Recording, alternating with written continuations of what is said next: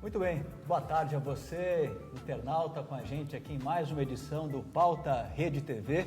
A gente estreou o programa na semana passada falando sobre Catalunha e essa semana temos um tema também muito importante para lidar, que é a questão do armamento ou desarmamento. Comigo aqui, mais uma vez, o Luiz Anversa. Luiz, muito boa tarde, tudo bem? Tudo bem? Olá, público do Facebook ligado aqui.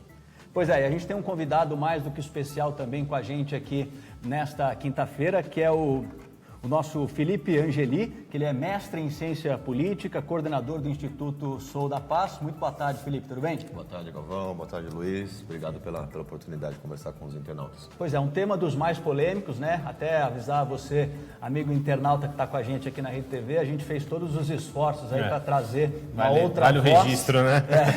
Entramos em contato com praticamente toda a chamada bancada da bala aí, Major Olímpio, Coronel Camilo, Coronel Telhada, Delegado Olim, vereador Conte Lopes, Benê Barbosa. Infelizmente todos tinham compromissos, não puderam estar com a gente hoje aqui para falar sobre essa questão do Estatuto do Desarmamento. Porém, a palavra está aberta para você, internauta, aqui pelo Facebook da Rede TV, para participar com a gente, né, e fazer o contraponto aí à ideia do Instituto Sou da Paz, que é pelo desarmamento. A gente sabe, não é, Felipe, que há dezenas de projetos no Congresso Nacional hoje tentando modificar o Estatuto do Desarmamento, que é de 2013, os dois principais do senador Wildor Moraes, que está propondo aí um plebiscito, né, junto das eleições no ano que vem, para acabar com o Estatuto do Desarmamento. E também tem um projeto lá do deputado Rogério Peninha, que também altera diversos aspectos ali do Estatuto do Desarmamento. Como é que o Instituto Sou da Paz está acompanhando aí essa movimentação, hein? A gente acompanha com muita proximidade, esse tema ele é prioritário, né, para o Instituto Sou da Paz. A gente nasce, na verdade, como movimento estudantil desse debate aí no final dos anos 90, quando aqui em São Paulo a gente atingiu o auge, né, no número de homicídios, na taxa de homicídios, final da década de 90. E o Instituto nasce, na verdade, a partir desse debate como movimento cidadão, um movimento estudantil, em relação à questão do controle de armas, o que desemboca aí na produção e na sanção do Estatuto do Desarmamento em 2003. Hoje em dia, a gente gosta mais de tratar esse tema a partir do viés do controle de armas, de uma política de controle de armas. Eu acho que, assim, havia um debate em termos de desarmamento no começo do século, né, na virada dos anos 90 do século passado para os anos 2000, mas eu acho que esse pensamento acaba evoluindo um pouco e hoje, numa ideia um pouco mais moderna, a gente pensa nessa questão do controle de armas. São mais de 100 projetos, na verdade, que você tem só na Câmara dos Deputados, propondo alterações em relação ao Estatuto do Desarmamento, a maior parte deles flexibilizando, né, o Estatuto, ou seja, fragilizando as regras de controle. O mais importante deles, o mais abrangente, de fato, na Câmara dos Deputados, como você disse, é esse projeto 3722, do deputado Peninha de Santa Catarina, que é um projeto que é isso, que ele revoga completamente o Estatuto do Desarmamento e coloca outra coisa no lugar. Uma outra coisa infinitamente pior no lugar, segundo a nossa opinião. Ele chama de Estatuto de Controle das Armas de Fogo. É um subterfúgio isso, né, na verdade. Ou seja, a gente chama de Estatuto do Descontrole das Armas de Fogo, porque flexibiliza totalmente a política nacional de controle. É um subterfúgio, né, para não acabar aparecendo o que é, na verdade, que é um grande, uma grande flexibilização e promoção, né, do acesso às armas de fogo, aumento da circulação das armas de fogo. Mas, recentemente, como você disse, tem essas iniciativas. O senador Wildor Moraes, no Senado, tem dois. Tem um projeto de lei que ele apresentou, que é o Estatuto do Armamento, né, até inclusive tem um nome mais curioso, se a gente pode dizer assim. E essa consulta pública, na verdade, sobre a possibilidade de se fazer um referendo, um plebiscito para a revogação do Estatuto. Veja, essa ideia para mim parece muito curiosa, porque... Só te cortando, o pessoal já está no comentário aqui pelo nosso Facebook. Você já tinha adiantado para a gente que as opiniões são bem divididas, né? Então, o Luiz Abadia, que antes teve um monte de pessoal elogiando o tema, né? Tem o pessoal da Itália, a Vanessa Bento está aqui. O Luiz Abadia falou que é a favor do armamento. Por outro lado, o Zeca Moreira falou que tem pessoas que não estão ainda prontas para estar armadas, né? E o Ricardo Alexandre Gonçalves fala que o desarmamento, por enquanto, foi só do pai de família. Os bandidos ainda estão bem armados, né? Só para completar a ideia, quer dizer assim, a coisa do referendo me parece interessante porque a Constituição prevê esses mecanismos de consulta direta à população, democracia direta, plebiscito, referendo e tal. Na promulgação dela, ela já preveu que em 5 anos se faria um plebiscito sobre o modo de o modelo de governo, se seria monarquia, parlamentarismo ou presidencialismo. Depois disso, o único referendo realizado fora do modo constitucional foi o de 2005 sobre o desarmamento. E agora essa proposta. O que me parece absolutamente esquizofrênico, de certo modo, que a única questão que se organize a partir desse mecanismo de participação direta seja a arma de fogo. Ou seja, a cada 10 anos a gente fica perguntando sobre a arma de fogo à população com tantos temas. Enfim, acho que essa é uma questão relevante a se colocar em relação. Ou seja, me parece mais uma cortina de fumaça do que muitas outras coisas. Galvão, vocês estavam debatendo, pelo que estou lendo, dividido em 3 partes, né? Uma é a revogação completa do estatuto, como está hoje. Outra se liberaria para a comunidade rural, né, pessoal. E a outra é assegurar o porte a qualquer cidadão de preencher alguns requisitos. Então, uma parte seria se a população rural com bons antecedentes poderia ter o porte de arma, se o Estatuto do Desarmamento deve ser revogado e substituído por uma nova lei, né? E aqui, se o Estatuto do Desarmamento deve ser revogado, e aí é mais ou menos a mesma coisa, deve ser revogado e substituído por uma lei que assegure a posse, né? O que o debate assim, fala é porque, desde que entrou em vigor, os índices de homicídio têm ficado piores, né? Não, mais ou menos. Que estamos com uma de 59 mil, quase 60 mil. Houve um aumento, sim, no número de homicídios.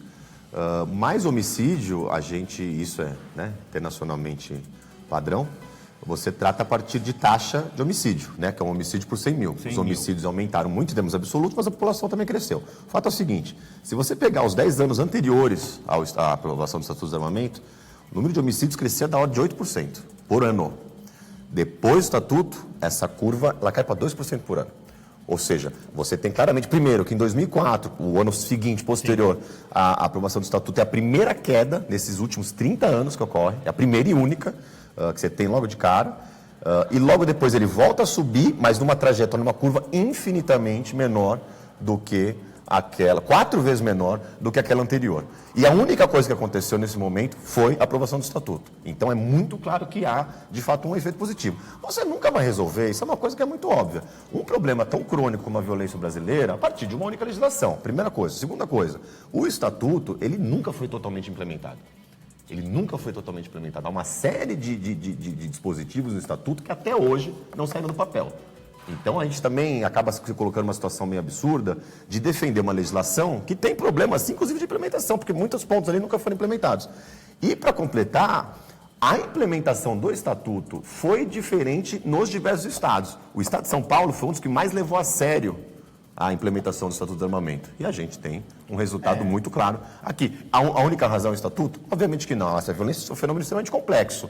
Política de controle de armas é um dos pilares para você trabalhar isso. Não vai ser panaceia. Agora, que tem um efeito, isso é indiscutível, Acho que tem um aspecto importante também, acho que a gente tem que ressaltar, que o presidente Temer, apesar de o Estatuto ainda estar em vigor, desde o final do ano passado ele editou algumas medidas que vêm alterando bastante aí o Estatuto, né? Por exemplo, havia necessidade de um atestado de capacidade técnica a cada 3 anos. Isso passou agora para 10 anos, né?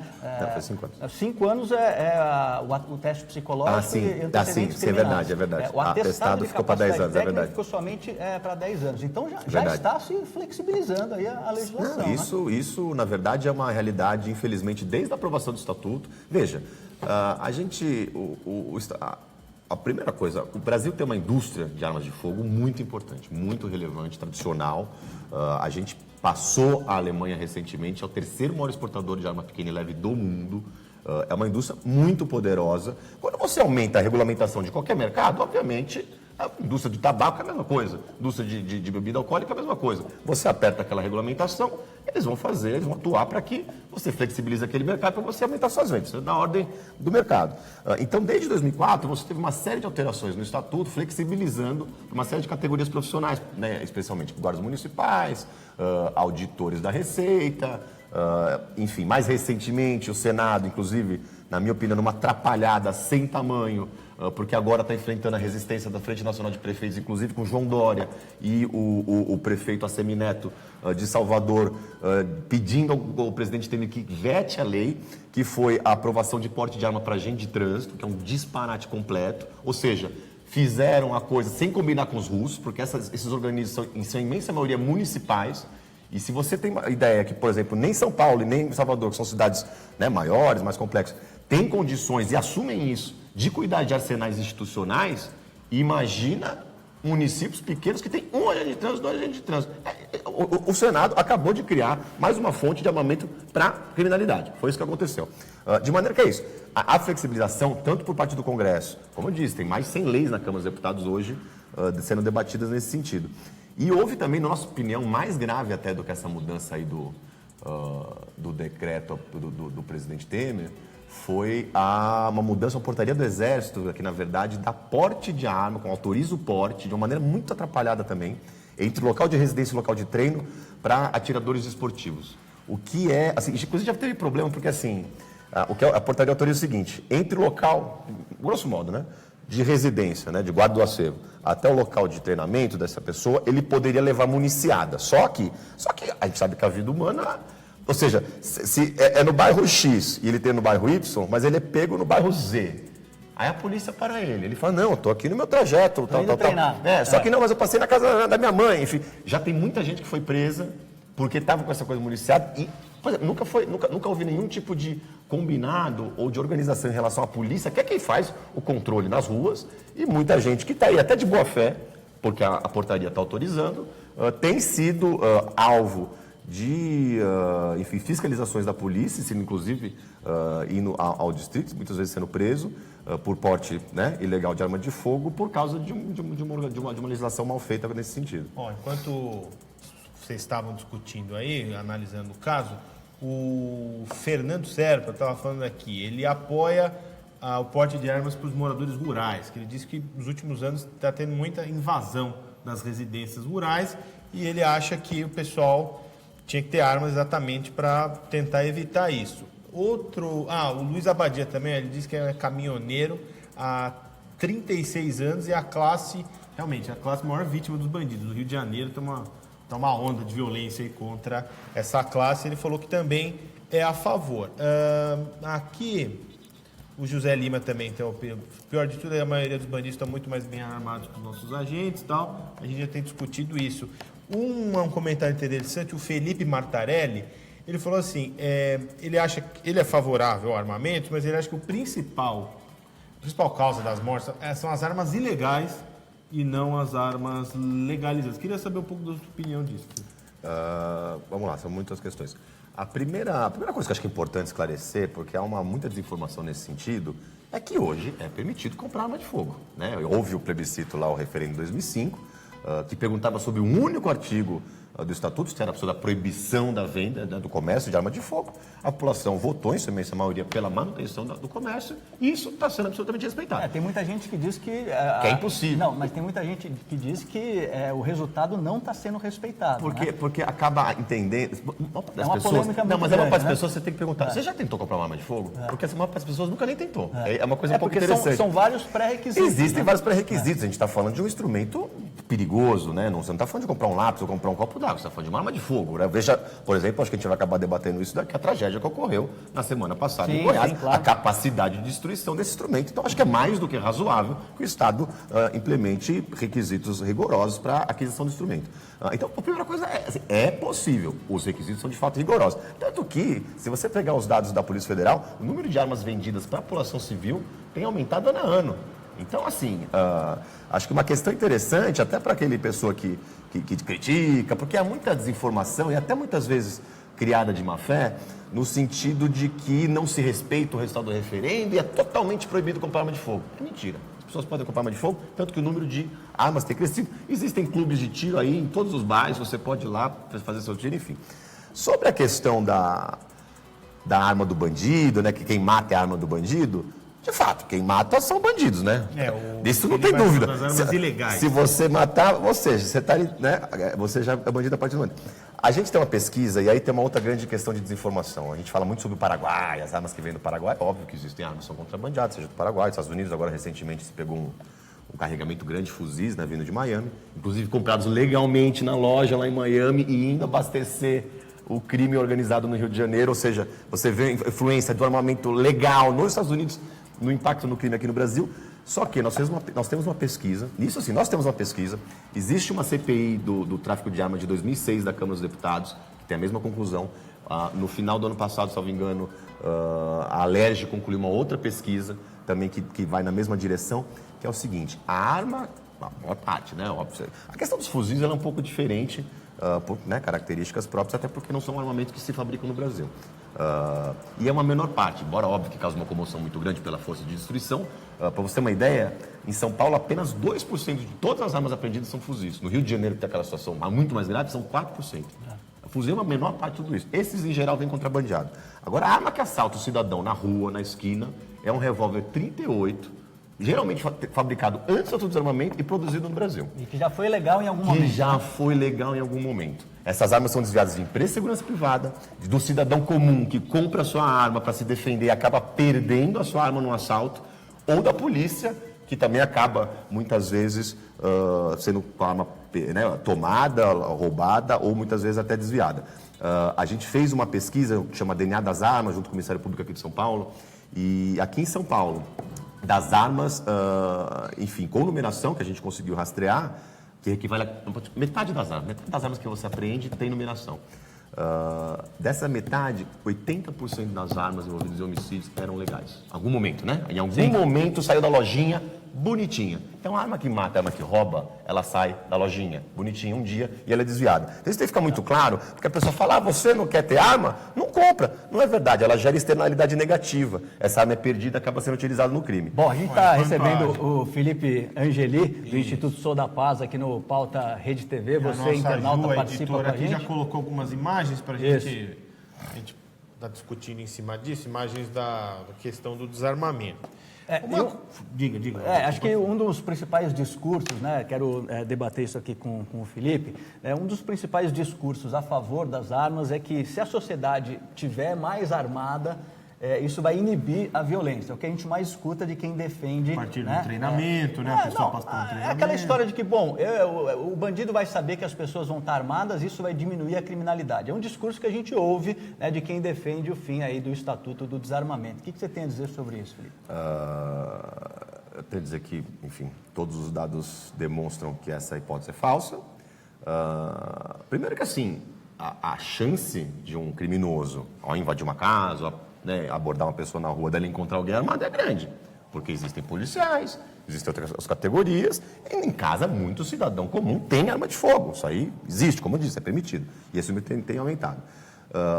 O bandido, veja só, vamos falar a realidade, infelizmente aqui no estado de São Paulo, e no Brasil inteiro, mas aqui no estado, tem aumentado esses grandes assaltos a essas empresas de, né, segurança privada, carro forte e tal. Os caras estão armados, tá certo? É blindado, é armado. O que os caras fazem? Os caras se armam até os dentes e vão pra guerra. Ou seja, se a proteção por arma de fogo, lógico que eu estou colocando um caso extremo, né? Agora, é isso. Ou seja, a pessoa está armada, ele vai se armar mais. E assim, né, gente? Eu acho que a gente tem... Se o confronto resolvesse a criminalidade, as nossas periferias seriam oásis de paz. Porque a gente tem uma verdadeira matança, especialmente em regiões periféricas das nossas cidades. O pessoal também fica assim com os números que são assustadores. Por exemplo, esse ano tivemos quase mais de 28 mil homicídios, que já é um crescimento de quase 7% em relação ao primeiro semestre de 2016. Em 2015 a gente teve quase 59 mil mortos. Homicídios, 2014, 59 mil. Né? Caiu um pouquinho. Caiu um pouquinho. Com esses dados, a gente também 155 mortes por dia. o cara fica assustado. Né? Com- Pô, será não, que sem dúvida. eu armado, será que não dá Sem para dúvida. inibir alguma Não, coisa? eu acho que assim, uma coisa importante é de se dizer que é absolutamente compreensível que a população esteja amedrontada e busque soluções para isso, porque o problema da segurança brasileira é gravíssimo, Inclusive, Crônico, né? É crônico, gravíssimo e conta com impressionantemente um grande... as lideranças políticas basicamente ignoram esse tema, salvo alguns que tratam isso de forma mais populista e espetaculosa. O fato é óbvio que o problema da segurança brasileira é crônico, a gente precisa fazer muita coisa para melhorar. Agora, outra questão que é fato é que aumentar a circulação de armas de fogo não vai melhorar as coisas, vai piorar as coisas. E aí eu vou querer dizer uma coisa muito importante, não se trata de ideologia, não é porque eu gosto ou não gosto de armas de fogo, isso aí não tem absolutamente nada a ver, não é uma questão de opinião pessoal.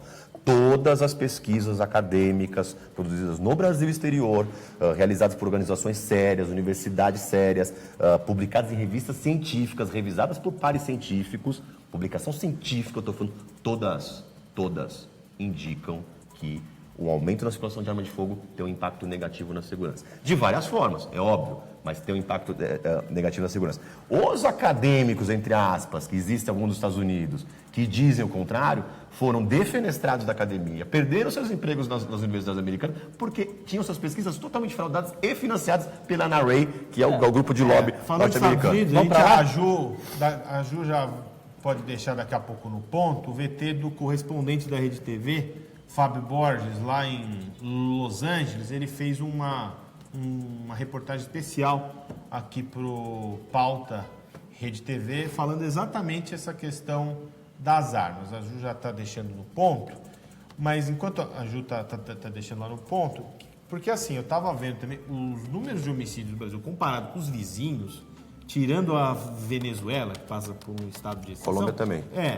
Que passou por guerra civil por Claro. 4 décadas. Melhorou muito, mas ainda tem muito Porque, como é a questão das armas dos outros países? A ONG Sou da Paz tem informação disso? Por exemplo, Chile, Uruguai, Argentina... Como é que é a situação das armas lá? Você tem que... Tem um estatuto que nem o nosso? São legislações um pouco diversas. Como eu disse, a questão do controle de armas, ele é um pilar. É óbvio assim, não existe panaceia absoluta na segurança pública. E primeira coisa, você tem que comparar o comparável. Os países são muito diferentes. Veja Bolívia. Bolívia é um país extremamente pobre, mas com uma população muito homogênea, basicamente indígena, com baixa desigualdade social.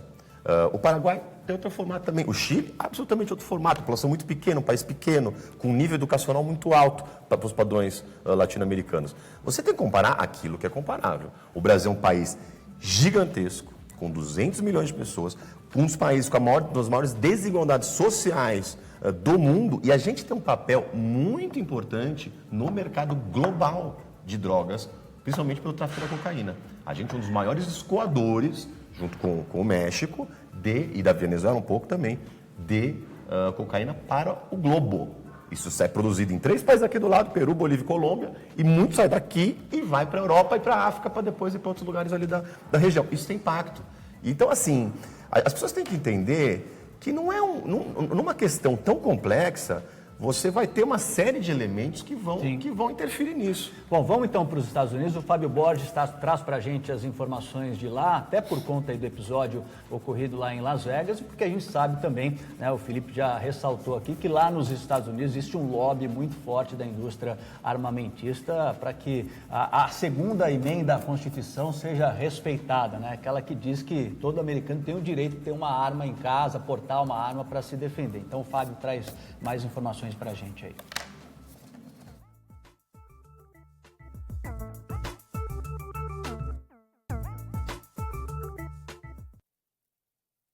Olá a todos vocês conectados aqui no Pauta Rede TV. Bom, olha só, aqui nos Estados Unidos, a compra e o porte de armas de fogo, feitos pela população civil, são garantidos pela Constituição. Por isso, ter uma arma de fogo em casa aqui nos Estados Unidos faz parte da cultura. Só para se ter uma ideia, os americanos têm cerca de 300 milhões de armas, o que dá mais ou menos uma arma de fogo para cada pessoa. Mas isso não quer dizer que todos os americanos estão armados. O armamento está concentrado em cerca de 30% da população. E essa estatística, olha só, dificilmente vai mudar, porque mais da metade dos americanos defendem a preservação do direito de compra e porte de armas de fogo. É claro que há sempre uma retomada no debate sobre o aumento de controle de armas de fogo no país, principalmente quando acontecem tiroteios em massa aqui nos Estados Unidos, como no caso de Las Vegas, que resultou em 58 mortos e mais de 500 feridos. Mesmo assim, olha só, depois do tiroteio em Las Vegas, o presidente Trump não quis nem iniciar um debate sobre o armamento nos Estados Unidos. E nos últimos 6 anos, mais de 100 pedidos de mudanças nas leis do armamento foram rejeitadas pelo Congresso americano, principalmente pelos políticos conservadores, os republicanos. Há também um lobby, principalmente da NRA, a Associação Nacional de Rifles. É uma entidade tradicional aqui nos Estados Unidos, fundada há quase 150 anos e que tem muita influência em Washington. Só no ano passado, a NRA, que, é claro, defende a venda livre de armas de fogo, doou mais de 50 milhões de dólares para campanhas políticas. A maioria para representantes do Partido Republicano. O fato é que as armas de fogo nos Estados Unidos fazem parte da cultura e isso talvez nunca mude. O que mudam são as leis de cada cidade e estado. Aqui na Califórnia, por exemplo, as regras são severas, incluindo uma revisão sobre o histórico de antecedentes criminais da pessoa que quer comprar uma arma de fogo. Já em Nevada, o estado onde fica Las Vegas, onde aconteceu o tiroteio, as leis são bem mais leves. Em Nevada, a compra de armas de fogo pode ser feita, olha só, por qualquer cidadão que tenha uma simples carteira de identidade. É isso aí. Eu sou Fábio Borges, de Los Angeles, para o Pauta Rede TV. Bom, aí o Fábio Borges contou um pouquinho como é que é a situação lá das armas, né? Se a gente for fazer uma conta rápida, ele falou que é quase uma arma por cidadão, né? São 300 milhões de armas, mas ele explicou bem, né? Não é bem assim, é uma concentração regiões, grande. Exato, concentração grande. E aí eu queria saber de você, Felipe, porque lá tem muita arma, né? E o índice de violência também tem muita gente e tal, tem desigualdades sociais, claro, não todas no Brasil, mas claro, vira e mexe a gente tem esses ataques, que nem o de Vegas, né? Que teve mais de 50 mortos, 500 feridos, aquele horror todo. Uhum. Só que os índices de violência elas são relativamente baixos. Não é verdade. Não é verdade. O Brasil é um país, os Estados Unidos é um país também muito diverso, né? Você tem áreas rurais muito pequenas, comunidades muito próximas, muito coesas, e cidades grandes com grande desigualdade social. Sim. Você pega Baltimore, Detroit, São Luís, New Orleans, todas essas cidades têm índices muito superiores ao do Rio de Janeiro. Muito superiores ao do Rio de Janeiro. Não, no geral, sim. Você tem uma grande... Os Estados Unidos, ele é que dois. Também, se você for analisar, a região Nordeste é muito mais violenta. Essas cidades têm, inclusive, que eu mencionei agora, elas têm índices de homicídio maiores que a maior parte das capitais do Nordeste. Sim, então, mas são algumas cidades. Aqui eu digo, você comparar região isso é uma por primeira região... coisa. Isso é uma primeira coisa. É que assim, veja, eu não estou dizendo que o Brasil não é um país violento. A segunda coisa... você tem que comparar os Estados Unidos, apesar de ter um país diverso, ter problemas muito grandes, enfim, também de violência e racismo, enfim, é um país com IDH altíssimo, é um país com PIB infinitamente superior ao nosso. Se você comparar os Estados Unidos com um país do mesmo nível de IDH, eles têm, na média, no país inteiro, 4 vezes mais homicídios no mínimo. Certo. Ou seja, se você comparar os iguais entre os iguais, compare os Estados Unidos com a Inglaterra, compare os Estados Unidos com a França, com a Alemanha, com o Japão, mesmo com o seu vizinho Canadá. Qual seria para você um país bom para fazer uma análise com o nosso, assim, fazer um paralelo com o nosso? Comparação. Justamente, eu acho que esses países né, que fazem parte da nossa região. A questão é o homicídio. O problema é que o Brasil como um todo, ele é muito diverso, né? O homicídio, ele é um fenômeno essencialmente americano. Ele é essencialmente americano. Americano, digo, o continente como um todo. Se você pegar 50 cidades com mais homicídios no mundo, elas estão, a maior parte delas, quase que todas, na América Latina, México, Colômbia, América Central, El Salvador, Venezuela, Brasil, Estados Unidos, que é o único país envolvido que entra na conta. É o único país envolvido que entra na conta. São 29 no Brasil, né? Das 50 com maior homicídios, 29 Os Estados Unidos no Brasil, é o único país que entra na conta e você tem o único país que sai daqui da nossa região é a África do Sul. Mas, veja, é muito interessante que os Estados Unidos esteja dentro desse... E, como eu disse, com cidades com índices muito maiores, que não faz inveja a índices colombianos, mexicanos enfim, da América Central. Como eu disse, você tem, primeira questão latino-americana, você tem, por exemplo, países como a Colômbia, países como o México, países como o Brasil, de alguma certa forma a Venezuela, são países em que você tem, primeiro, essa desigualdade social muito marcada, muito mais marcada do que outros países. A Venezuela talvez agora tem um regime de exceção. Exato. Né? A Venezuela fica difícil de colocar como Mas exemplo porque ela desmoronou, né? Ela desmoronou. Mas o México tem também um problema crônico com o crime organizado, tráfico de drogas. Né? Como nós aqui. Exato. Como nós aqui, como a Colômbia. Exato. Mas a Colômbia acho que saiu um pouco agora. Né? Não, mas ela continua com problema. Não, Ela melhorou muito. Ela melhorou, não, é incomparável. Ali era um estado falido, né? Ali é quase como a Venezuela é hoje. Exato. Mas acho que hoje o México seria... O México é um país interessante, por um lado, porque ele também é muito desigual nessa questão da violência. Você tem regiões extremamente pacíficas e tranquilas no México. Só que você tem regiões em que é basicamente o inferno, especialmente na fronteira com os Estados Unidos, que você tem toda a questão Você acha que a do fronteira tráfico aqui no Brasil é pior essa questão da violência envolvendo armas do que nos centros? Porque muita gente, assim, os especialistas falam que as nossas fronteiras entram de tudo, né? Então, mas é como eu disse, a maior parte, lógico que é um grande problema. A gente não tem uma fiscalização de fronteira eficiente de maneira alguma. Isso não tem sombra de dúvidas.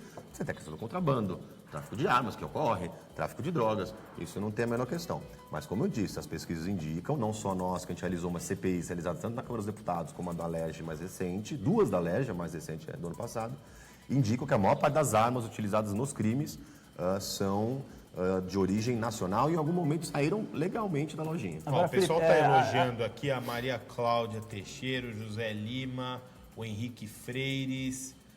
O pessoal está ligado aqui, a discussão está boa, eles estão falando aqui. O José Muniz, o Daniel Almeida, a Silvia Sprovieri, o Cleiton, o pessoal está ligado aqui na nossa discussão. Só para voltar para a questão dos Estados Unidos, né, Felipe, na sua opinião, em que medida esse episódio acontecido lá em Las Vegas, que não é um fato pontual, é lógico que nessa magnitude é pontual, mas acontecem milhares de fatos como esses nos Estados Unidos anualmente, né, de pessoa pegar uma arma e sair atirando. Em que medida isso tem a ver com aquela cultura armamentista dos Estados Unidos ou não? Porque tem muita gente que fala que, o cidadão, se quiser matar, ele vai pegar um caminhão e vai passar por cima das pessoas, não vai precisar de uma arma de fogo, né?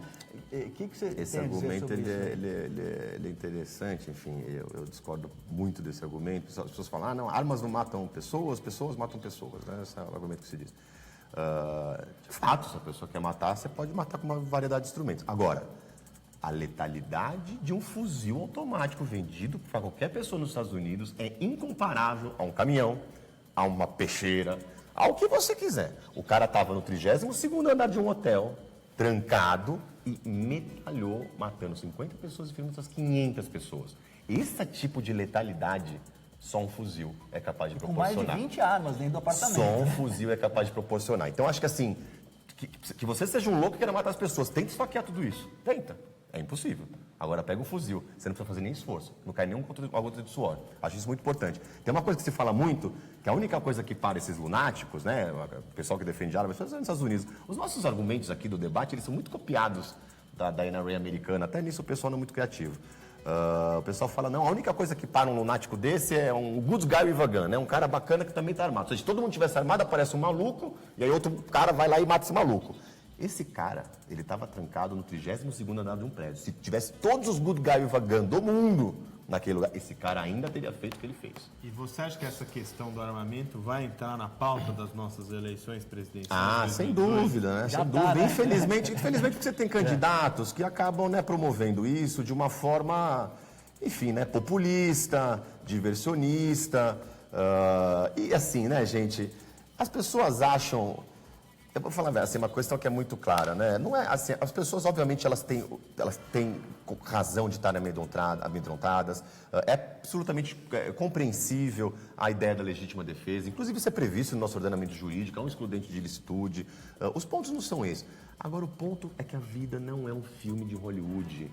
As pessoas não vão sair matando bandidos pelas ruas. Primeiro, porque isso não é nem desejável para a sociedade. A gente não pode pensar em milícias, como a gente já teve no Brasil, que sai exterminando grupos de extermínio, exterminando pessoas. Acho que a gente não tem que regredir, a gente tem que impor, né, o rigor da legalidade. Essa é a primeira coisa. E 2, imagina a seguinte situação, você está no trânsito, a pessoa vem roubar o seu celular. Você inicia um tiroteio?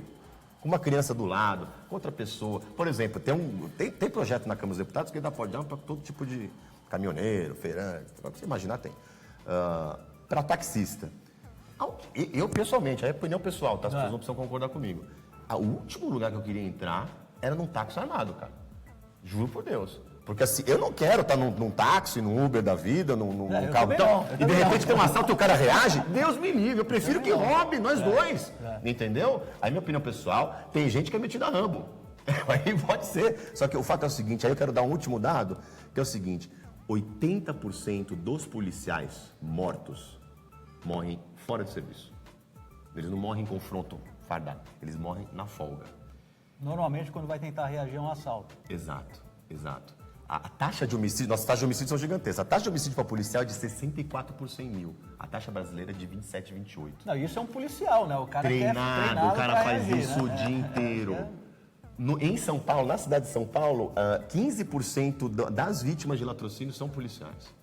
Ou seja, se a arma fosse proteção para alguém, não estaria acontecendo isso dessa forma. Não estaria acontecendo dessa forma.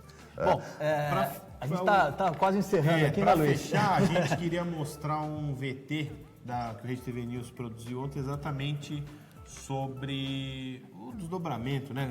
Isso, daquele horror que aconteceu na escola lá em Goiânia. A Ju já está no ponto aí.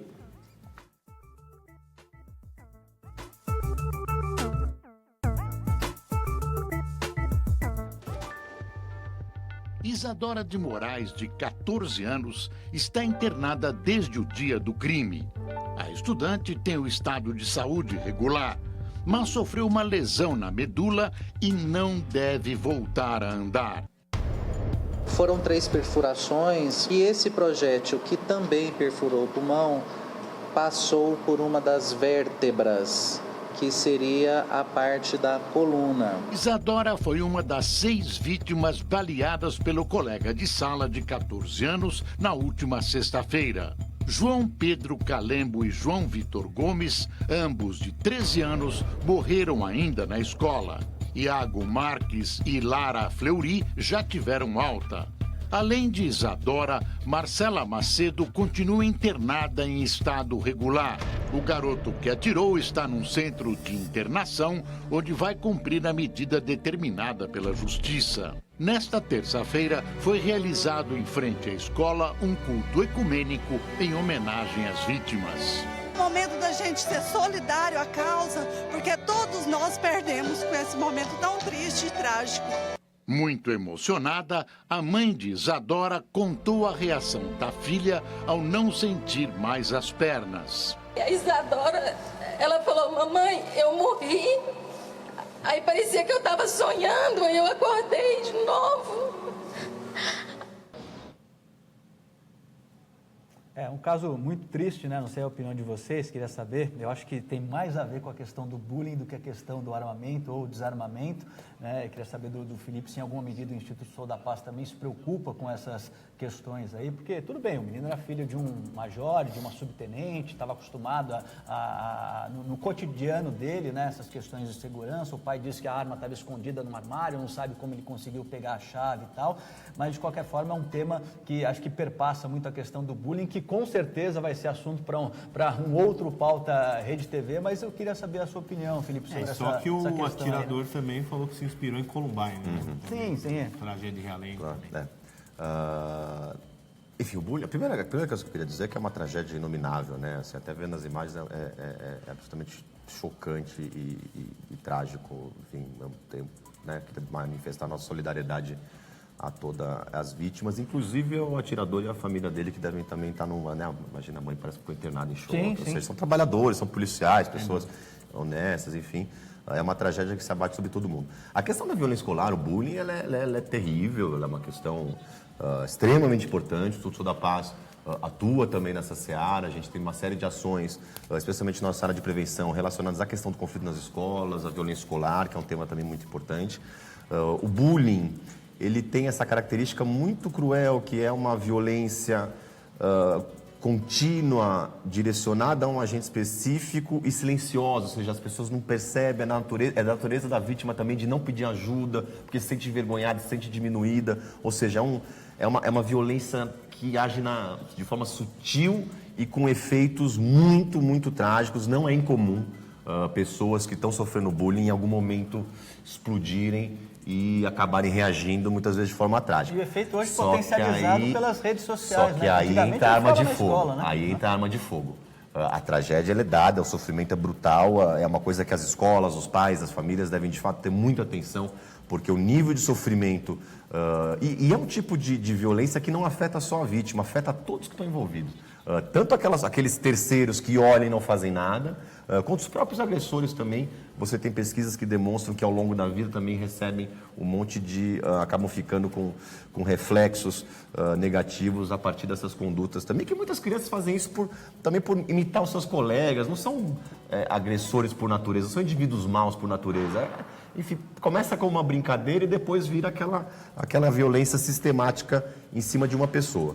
Só que essa vitimização associada ao acesso fácil a uma arma de fogo gera esse tipo de problema. Se ele não tivesse arma de fogo, mais uma vez, se a arma de fogo não tivesse na equação, o que permitiu que 4 pessoas morressem, que 2 pessoas morressem, outras 4 ficassem feridas? Uma arma de fogo. Se fosse uma faca, não teria tido tanta eficácia na mortalidade. Eu acho que essa é a questão. E aí aqueles que têm arma de fogo, por exemplo, no caso específico, aí não teria nem como não ter, porque são policiais, obviamente que é um instrumento de trabalho, aí não é o caso de se falar que, porque tinha arma de fogo, era, né, na natureza. Mas quem tem arma de fogo e quem tem filho, não sei se vocês têm filho, quem tem filho acho que imagina, criança é curiosa, você pode esconder no lugar mais recôncavo da casa, enfim, a pessoa vai achar, porque é criança, é da natureza dele, e tem curiosidade, acho que todo mundo aqui já foi criança, você tem curiosidade, ainda mais com os pais policiais, tem curiosidade, enfim. Então, assim, é uma questão extremamente perigosa, a gente tem notícias, isso é uma coisa que ficou, né, muito famosa, lógico, pela dimensão da tragédia, a gente tem notícias diárias de acidente com arma de fogo,